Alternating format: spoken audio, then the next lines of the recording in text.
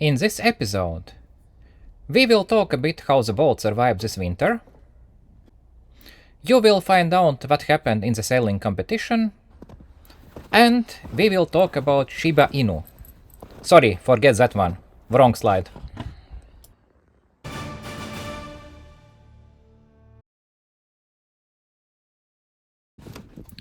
It was a long winter. Longer than I would ever like it to be. In fact, it was so long that it seemed it would never end.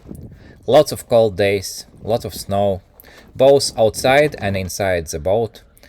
Temperatures lowering to minus 20 Celsius, water freezing solid, and the boat remained on water all this time.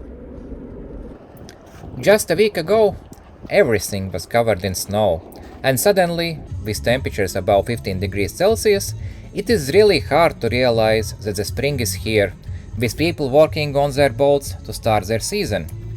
This year I feel I have not missed anything, as the boat is already on the water, waiting for new adventures, hopefully good ones this time. I see my boat still moored to the same dock. It has not left its place, and, judging from the position, it is not in immediate danger of sinking as well. First task is to walk around the boat to understand how it survived the winter and prepare a list of things to do this season. As a project boat, there are always plenty of things to work on and improve. At least from the outside, I do not see much corrosion. Maybe some touch-up areas here and there, but nothing that cannot be handled with a good wire brush and some patience. Here is just a small video to show how the boat looked in 2020 when I first got it.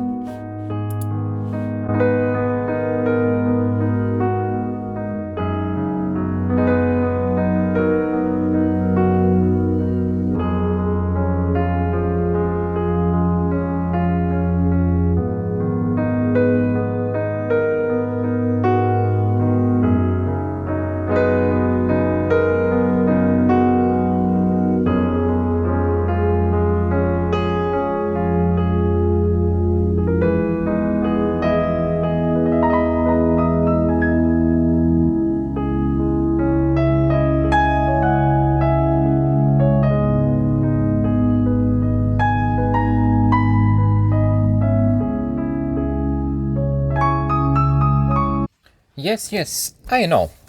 There are a lot of things still needed to be done, such as this front hatch, which is living its last days. Same with cabin hatches, some leaking windows, and other issues, which all need attention sooner or later.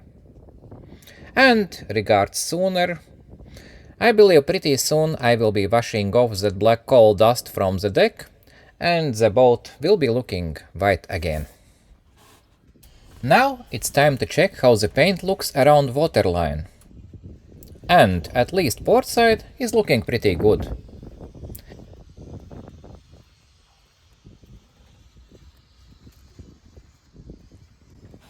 There is a story behind the chipped paint on the bow of the boat, but let's leave it for some other episode.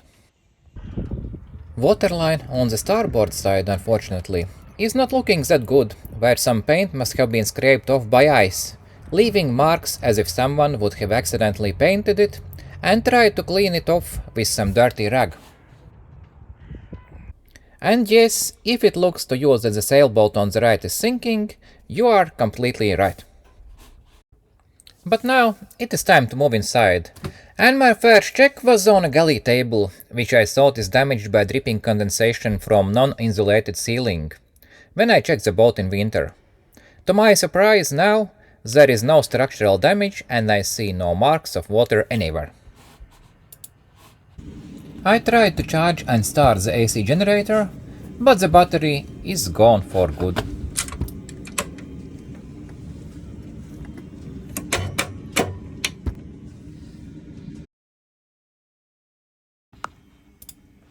And the main work for this day is pumping out the water in the bilge.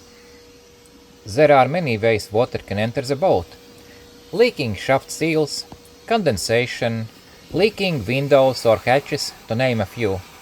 And it all adds up in more or less water in the bilge. Since it was 6 months ago, I was pumping anything out of the bilge. Main source of the water is condensation, snow entering through ventilation openings, and perhaps some leaky windows as well. Regards some spare parts in the bilge water, I will be checking later where they came from.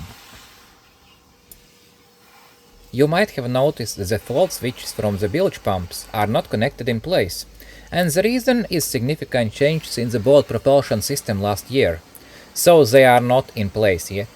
What changed? What happened? It is again a story for a separate episode, and not just one, but a few. There is some antifreeze near the engine, as there is a small leak in the cooling system. Not too much, but it is something I'm planning to take care of this season. Now it's time to see what is happening under the galley. And, judging by the water accumulating on the right side only, it is a clear indication that it is not a condensation, but rather leaking windows on the starboard side of the boat.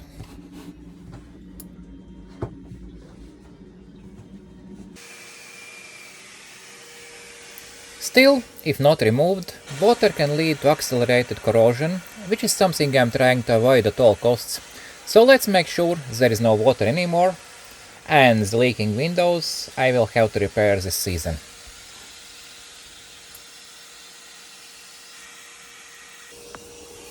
There is no water between water tanks, but I used vacuum cleaner to get out some dirt. The last bilge area remaining is the front cabin. There is some water as well, but pretty little.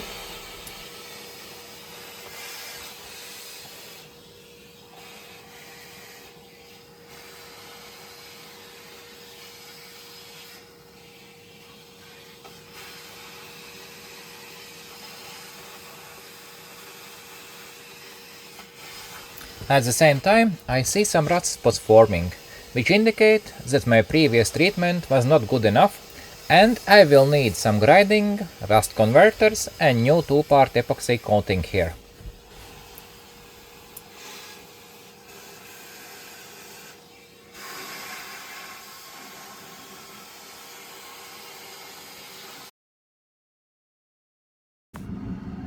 I did notice an unwelcome guest as well, mold, which is visible in the cockpit area and in the galley.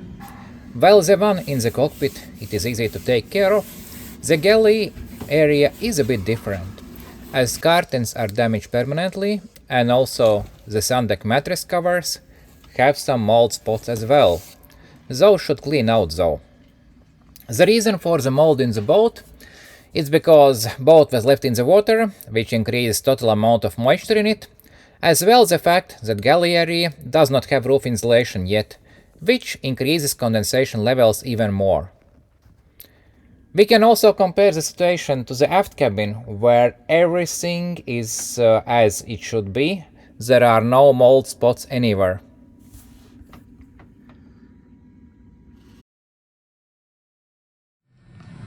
And now it's time to check the engine, to see if it still runs after 6 months slumber.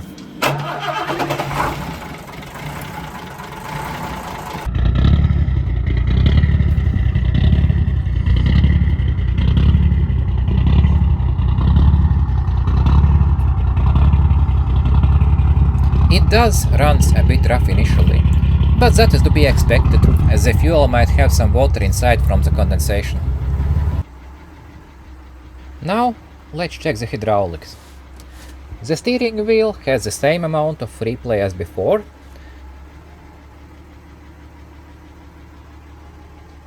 and for propulsion it seems to be working as well, just that there is no need to go anywhere, not now at least.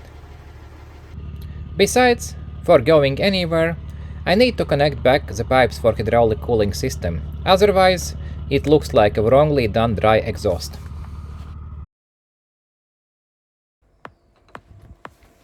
But now, let's go back a couple of years, to the summer of 2021. I had struck an anchor chain and a concrete anchor during unsuccessful docking attempt, damaging the propeller. And the boat had to be a judge's ship for the sailing competition. But now I had spent the entire night thinking if I should abandon the idea. As the boat did not sink next morning when I was awake, I decided to go no matter what. The lake is pretty shallow, and we would have plenty of help in worst case scenario. At the same time, I reduced the speed of the boat a bit, as an extra caution. At the beginning, everything seemed to go fine, and I didn't feel any significant vibrations as well.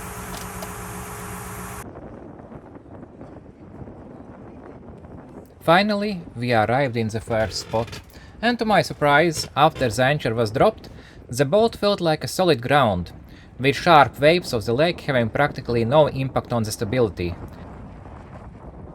especially compared to the sailing boats or rips.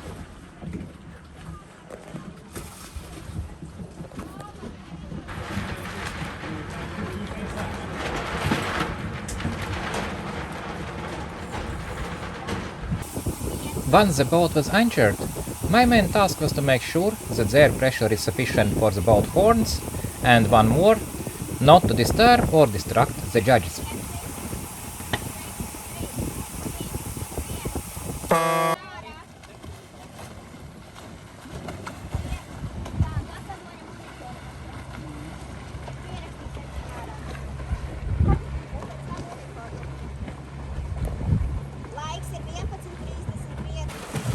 Perhaps I forgot to mention, but two of my kids were starting in the competition, such as my youngest son with the LAT 72 number.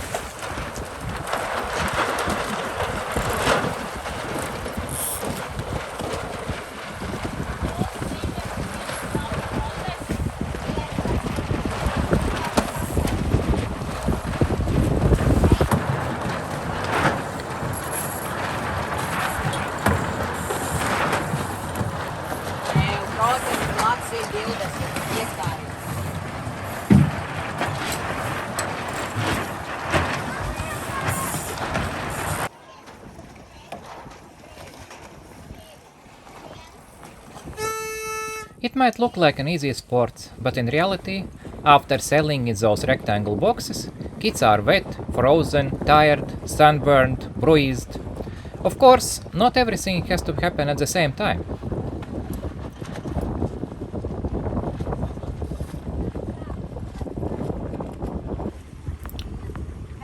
The boat horns were so loud that my phone lost ability to record sounds for several seconds if I was standing in front of them.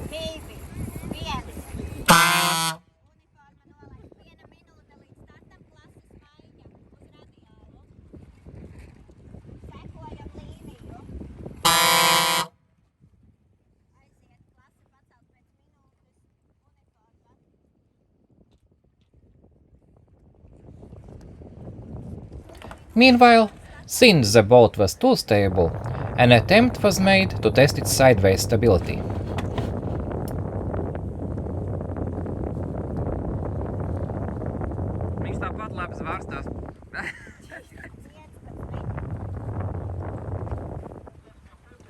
Two uneventful days were spent on the water, with wild sails leaving us and approaching us again.